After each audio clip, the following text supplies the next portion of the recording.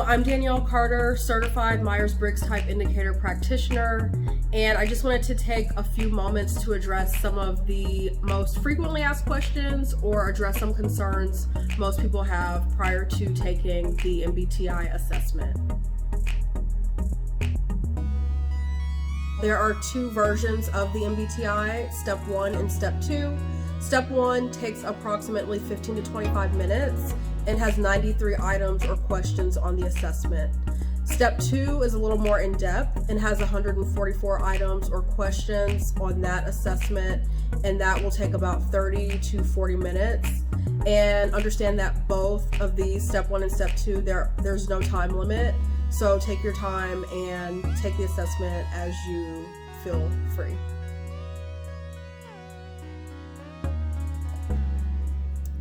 One of the most frequently asked questions or common concerns individuals have prior to taking the MBTI is, does it assess mental or emotional health?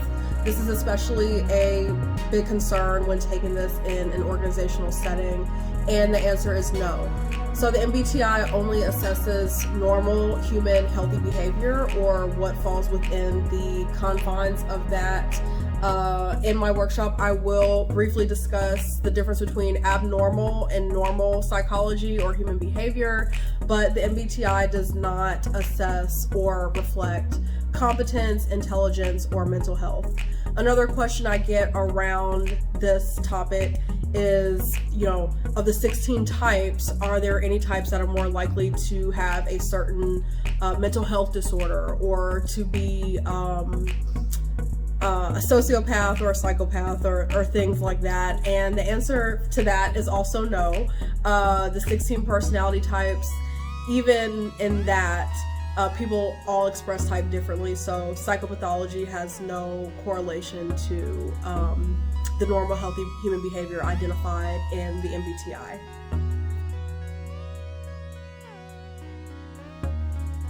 In my opinion, as a practitioner, one of the most valuable aspects of the MBTI is that it's empowering, in the sense that you are the judge of the accuracy of the results.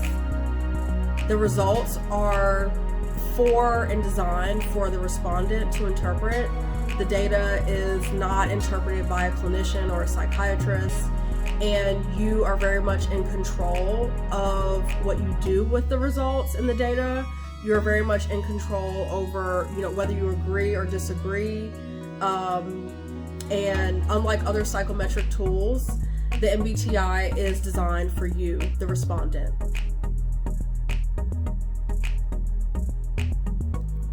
As a practitioner, I like to address any concerns around privacy.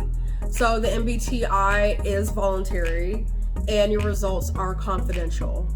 A lot of times there will be some concerns if you're taking this in an organizational setting, or in a team building, and some people may be a little bit weary about who knows what about them.